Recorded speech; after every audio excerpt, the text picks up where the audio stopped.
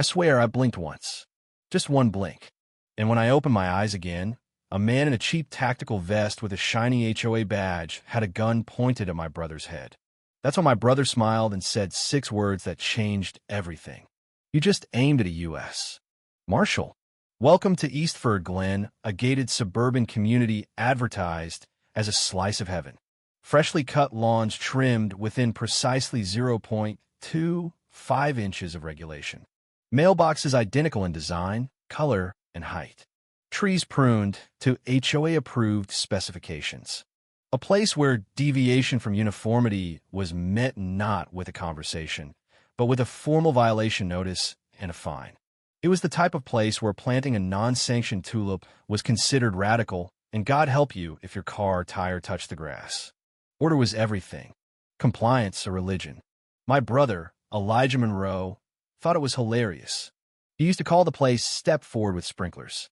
I didn't disagree.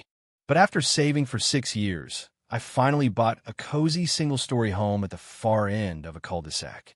I figured I could deal with the rules for some peace and quiet. That illusion ended the day I met her. Her name was Charlotte Rayburn, president of the Eastford Glen Homeowners Association. Clipboard always in hand, heels clicking across driveways like a metronome of judgment. Her smile was tight, weaponized. We maintain peace here, she told me on move-in day, handing me a glossy rulebook thicker than a college physics textbook. And peace needs order. From behind her, my brother Elijah muttered, and order needs tyrants. He had come to visit for a week, or so I thought. Elijah had always been calm, methodical, and unervingly observant. The kind of person who'd spot a camera hidden in a wall clock or note that a car hadn't moved in 3 days. He told the family he worked as a private investigator. Turns out, that was only half true. What none of us knew not until a community patrol officer tried to arrest him over a plastic visitor tag was that Elijah was deep undercover. Charlotte's HOA didn't just enforce policies. She weaponized them. Her enforcement team, which she insisted were private safety officers, wore knockoff SWAT gear, tactical vests ordered from budget websites, and carried radios that connected to no actual network. Their body cams were more for show than function. They barked more than they patrolled. Their targets? Teenagers, gig drivers, anyone with melanin, or, apparently, anyone walking without a tennis visor. One of them, named Brett, was a fired mall security officer with a chip on his shoulder the size of Texas and a twitchy hand that lingered near his sidearm far too often. Elijah had already raised eyebrows because he liked to jog at night. That, in Charlotte's words during the last HOA board meeting, demonstrated non-compliant body language. He also, apparently, didn't garden a suspicious omission in the eyes of the HOA elders. I laughed at the rumors. Elijah didn't. Every time the HOA patrol cart passed, his eyes followed it. Once, he turned to me and said, "This isn't about overgrown rose bushes or lawn gnomes. This setup is too controlled. Someone's hiding something here." I chalked it up to paranoia. Until Tuesday night.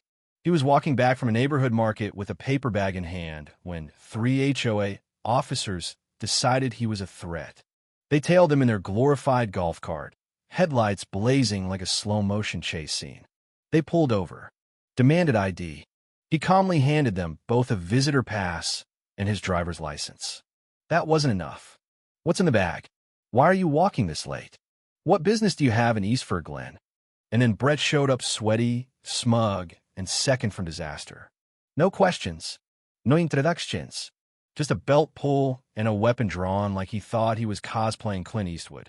Elijah dropped the bag, slowly raised both hands, met Brett's eyes with the cold calm of someone who'd seen worse and wasn't scared. "You really don't want to do this," Elijah said. Brett sneered. "Is that a threat?" "No, Elijah replied.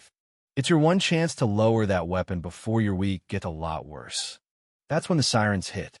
Not HOA. Real police.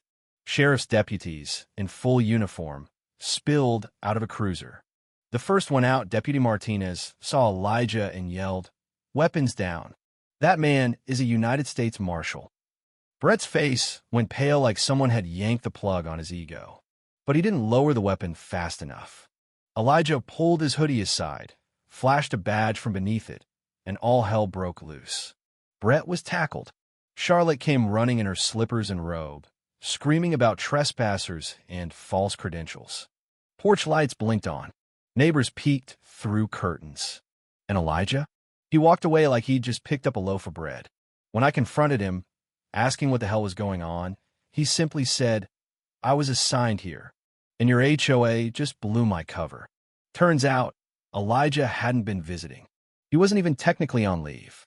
He was leading a federal investigation into illegal arms transfers using, of all things, landscaping contractors employed by Eastford Glen. Specifically, a company called Green Moss Grounds, handpicked by Charlotte. Elijah had been surveilling the neighborhood for 6 weeks from my guest bedroom. By morning, everything had changed. The sheriff's department released a statement confirming Elijah's status as a federal officer. Charlotte insisted she was unaware of his identity. But that excuse didn't hold up long. Security footage leaked online courtesy of an anonymous neighbor showed everything. The confrontation, the weapon, the moment of realization. The clip went viral. Memes popped up within hours. Brett was plastered into Old West showdowns with the caption, "Draw, Marshal." Charlotte was dubbed the clipboard commander. She tried to hold a damage control meeting at the clubhouse that night. It backfired.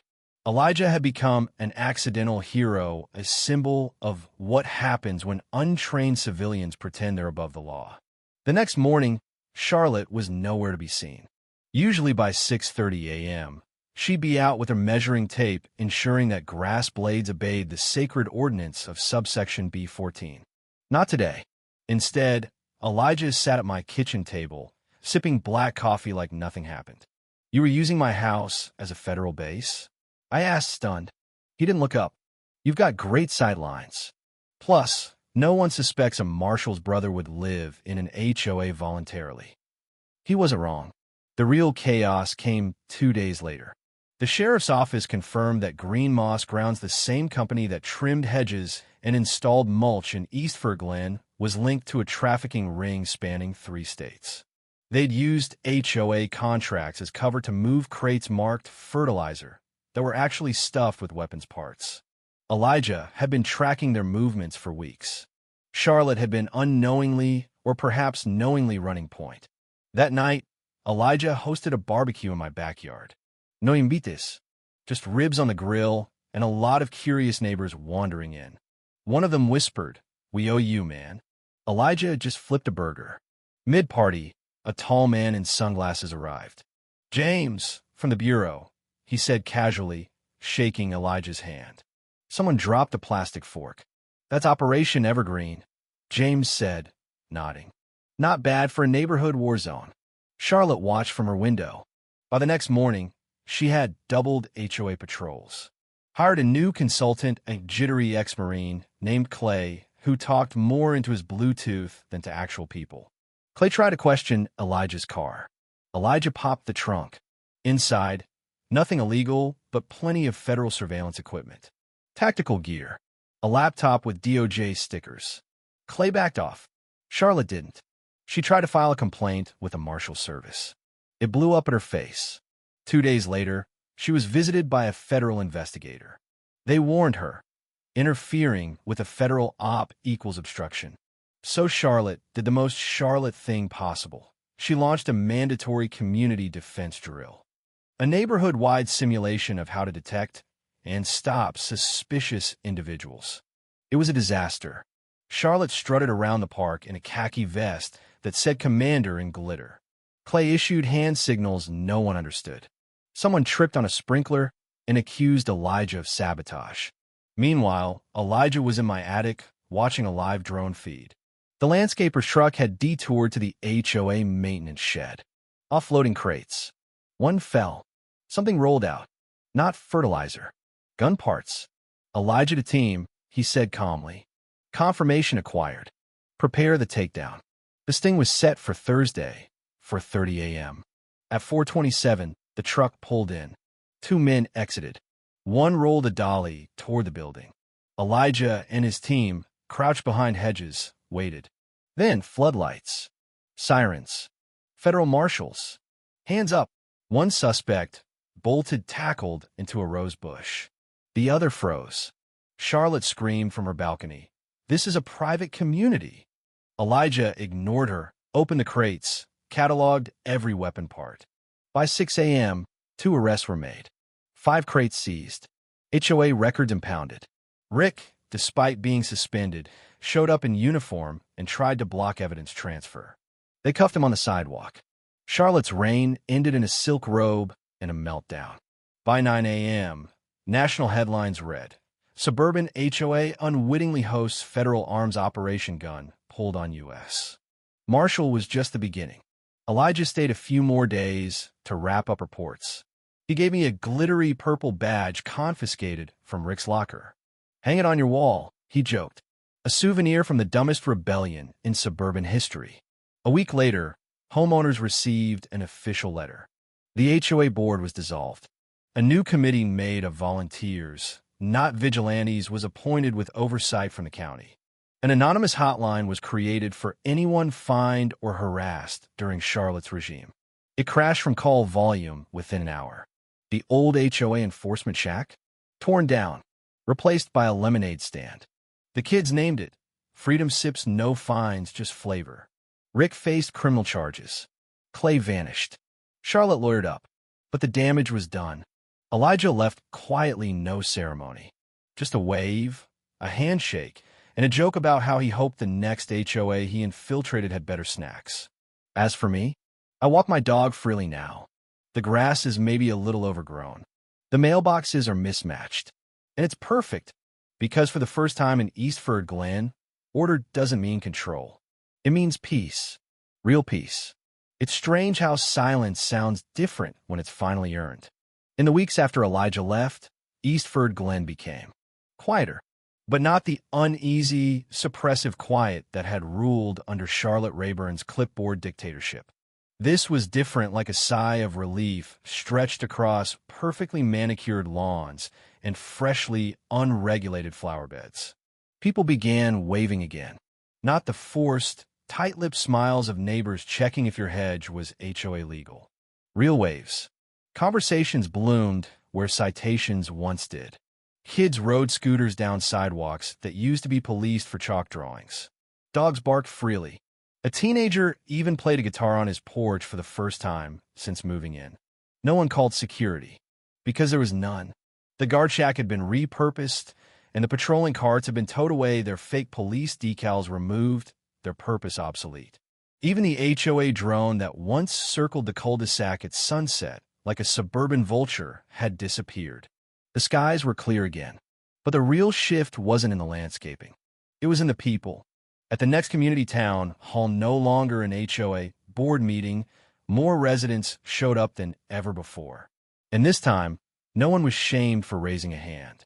No one interrupted a question to quote from bylaws or threatened infractions. People actually listened. The interim trustee, a retired civil rights lawyer named Mr. Alvin Redford, began with a phrase no one expected to hear in Eastford Glen. "I'm sorry." He apologized for what the neighborhood had become, for what had been allowed to fester under the guise of structure. And then he opened the floor not for discussion, but for testimony. The microphone passed from hand to hand. Stories poured out.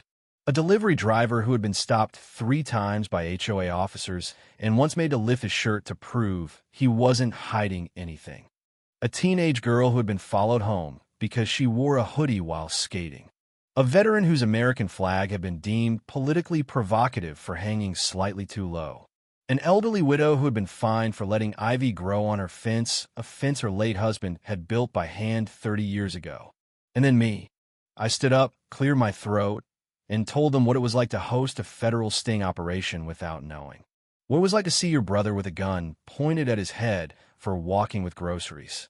What it meant to realize that the same neighbors who waved at you could have written anonymous complaints about your porch lights, not matching the HOA's tone palette. But most of all, I told them what it was like to see change happen when people stopped being afraid. We weren't just residents anymore. We were witnesses. And now, we were stewards of the truth. A few days later, a black SUV rolled up to my driveway. A man in a crisp gray suit stepped out and flashed a badge. Department of Justice, Internal Oversight Division. He wasn't there for Elijah. He was there for Charlotte.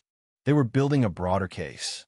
Obstruction, misuse of HOA funds, inautorisée surveillance, intimidation, alleged conspiracy to cover up known contractor violations.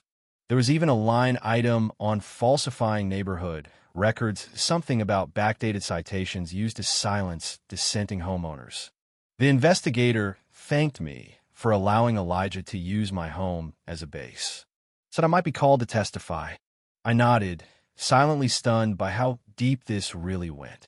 But then he handed me something unexpected, a sealed folder containing internal HOA emails obtained from the federal seizure.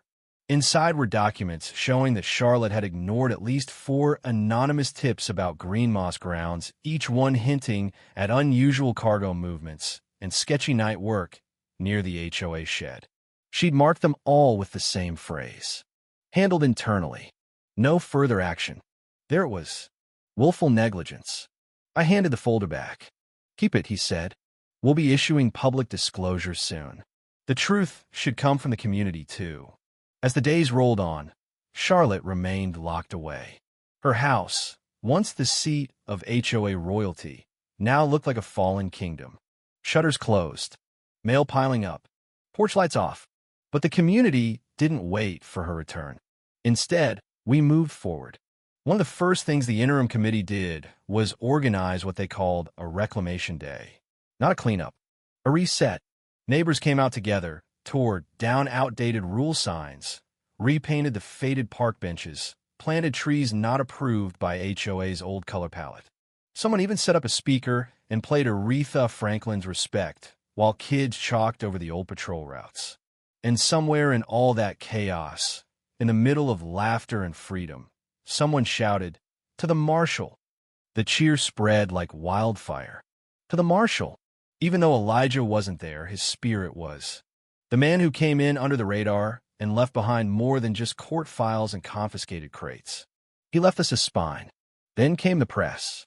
They showed up like mosquitoes after rain, reporters, documentarians, even a crew from a streaming platform looking to develop a limited series. They wanted interviews. Drama. The moment Brett pulled the gun. The screams. The arrest. What they didn't expect was how the neighborhood responded.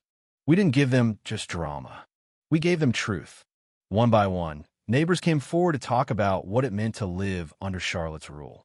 The toll of quiet intimidation. The price of silence.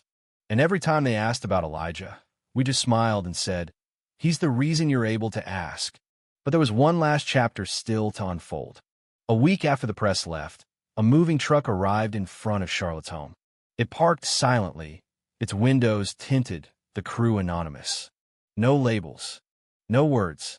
A woman in oversized sunglasses stepped out. Hoodie up. Head down. Charlotte. She never made eye contact. Didn't say a word. Just slipped into the passenger seat of a black car and vanished. The house sold within days, well below market value. Rumor had it she moved to a rural property in Wyoming. Somewhere without HOAs. Fitting. But just before she disappeared, a final letter was found tucked into the community bulletin board. A typed note. No signature. There will always be those who need order. And always those who mistake fear for structure. But I learned too late fear is fragile. Power built on its shatters in silence. Beneath the note was a single sentence in handwriting unmistakably hers. The clipboard is broken, but the mirror remains. Elijah came back once, about a month later. Not in secret, not in a hoodie, just as himself. He stopped by my house, dropped off a bottle of good whiskey, and sat on the porch as the sunset danced across a quieter, softer Eastford glen. "They offer me a medal," he said casually. I declined, told them I'd rather have a free lawn service for a year. I laughed. Did they agree? He grinned. Hell no. We drank in silence. After a while, he stood and looked around. "You did good here." "You mean we did good?" I corrected. "No," he said, serious now. "You lived it. That's harder. I came in for the mission. You stayed for the rebuild." He left again that night, this time with no drama. No sting ops, no surveillance gear. Just a quiet wave and a nod. It's been 6 months. Eastford Glen is different now. We still have rules, but we choose them. We still have standards, but they come from conversations, not ultimatums. The community feels more like a neighborhood now, and less like a regime. The new HOA committee is small, voluntary, and publicly accountable. No one has a badge. No one carries a clipboard like a weapon. And as for me, I framed Elijah's honorary HOA Security Patrol badge. It hangs in my hallway beneath a small engraved plaque. For the man who made suburbia safe not with fear, but with truth. Because in the end, that's what this was always about. Truth.